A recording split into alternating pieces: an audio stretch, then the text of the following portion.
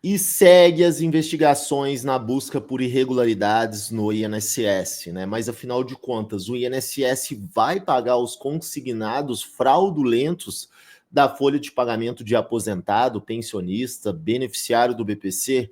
Fica comigo até o final desse vídeo, que o ministro da Previdência Social deu uma entrevista e falou sobre esse assunto, tá? Existe um projeto de lei que já está pautado para ser votado, foi adiado a pedido do próprio ministro da Previdência para ser votado na próxima semana, onde sim está falando sobre o reembolso em caso de fraudes do INSS, em caso de fraudes de crédito consignado, tá? Tá falando desse reembolso de devolução de dinheiro para aposentados e pensionistas, assim como teve ali de associação sindicato, né, que teve agora o reembolso ali desses descontos indevidos, dessa falcatrua que teve de várias empresas ali de associações e sindicatos que roubou a folha de pagamento dos aposentados e pensionistas, né? Todo mundo sabe que nas últimas semanas aí foi suspenso vários bancos, um dos principais, Crefisa, né, que era uma das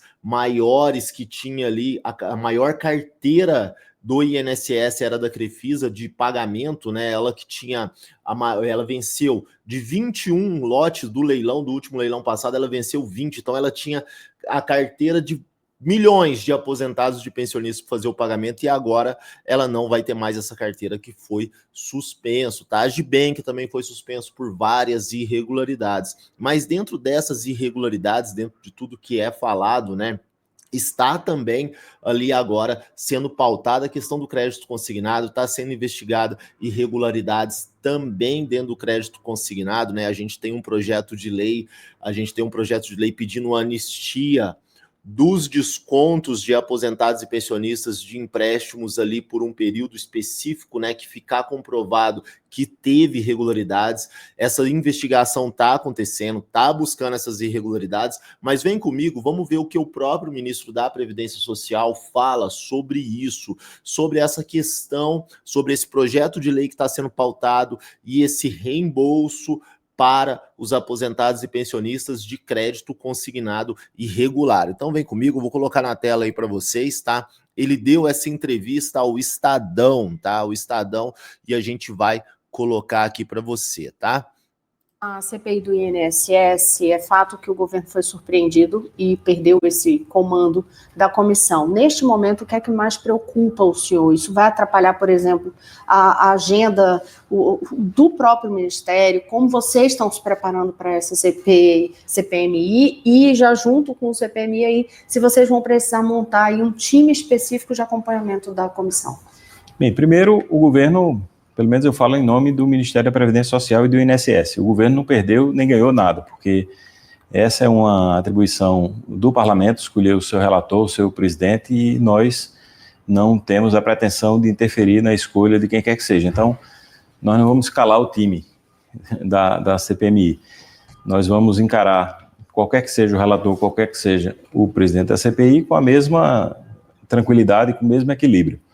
Com relação à segunda pergunta, se o que é que nos preocupa? Nos preocupa o clima de guerra, o clima beligerante, que isso venha a atrapalhar o andamento e digamos assim, o interesse público, que é o que deve ser o mais buscado e deve presidir qualquer debate numa CPMI. Então, o interesse público é quem deve ser aquele foco principal da atuação da CPMI. Numa disputa polarizada, ideologizada e radicalizada, nós tememos que isso seja colocado de lado, ou seja, o interesse público seja colocado de lado e vire uma disputa de narrativas que não é boa para a sociedade, para a imprensa, para o parlamento, nem para o governo. Em relação à agenda do Ministério?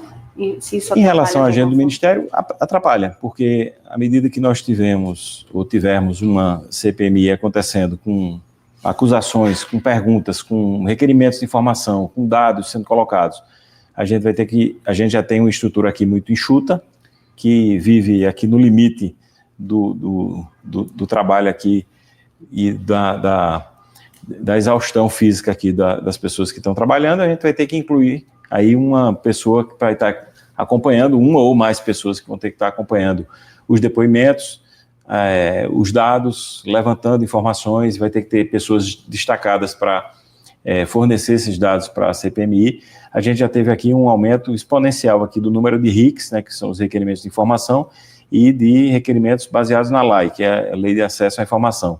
Então, esse número já cresceu exponencialmente. Isso exige e tem prazo, é constitucional para a gente devolver essas informações ao parlamento. Então, nós temos dado essas informações aqui com uma velocidade que é necessária e que exige que a manutenção de um grupo aqui só para poder responder esses RICs e essas LAI. Agora, além dos RICs, das LAIs, que a gente sabe que são direcionados para levantar esses dados para as assessorias dos deputados e senadores da CPI, nós vamos ter que também responder às perguntas e aos requerimentos que são da própria CPMI. Então, vai exigir que a gente destaque um contingente aí para acompanhar especificamente a CPMI. O Planalto, a base governista, enfim, com a atuação sua, inclusive, conseguiu barrar a votação, evitar, não é nem barrar, mas evitar que a votação do projeto que é relatado por Danilo Fortes, que trata, entre outras coisas, do desconto de associações, o desconto automático, entre outros pontos.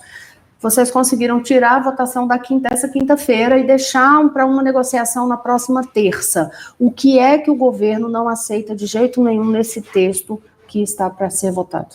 Nós conseguimos conversar com o Danilo para adiar a votação para terça, possibilitando que as nossas assessorias conversem e cheguem a um texto melhor.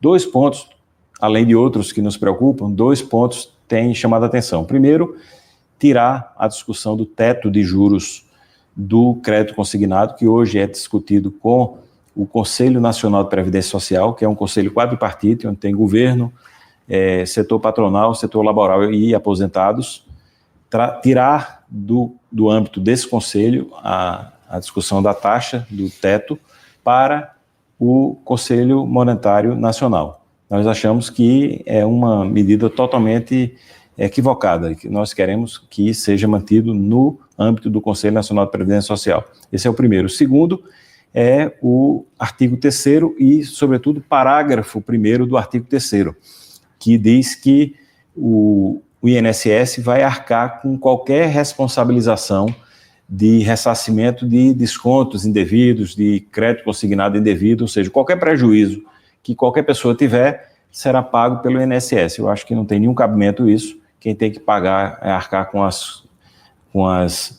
responsabilizações financeiras de devolução devem ser as instituições financeiras.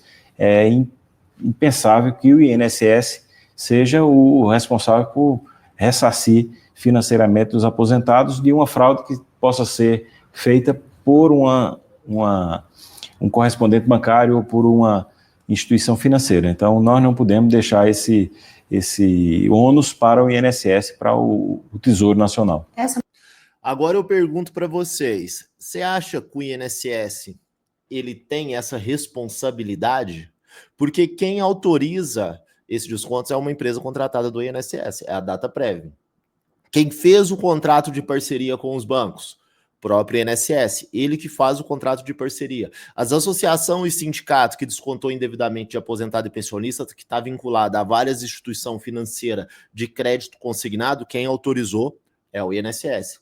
Você acha que a fala agora, onde ele diz não tem cabimento o INSS arcar com ressarcimento de fraude em crédito consignado, disse o ministro. Você acha que essa fala dele tem cabimento? Você acha que realmente o INSS não é responsável pelos descontos de aposentados e pensionistas ali? Coloca nos comentários o que você acha da fala do ministro da Previdência Social. E o que aconteceu? Ele apenas adiou esse projeto. Esse projeto vai ser votado. Esse projeto vai ser votado na próxima semana.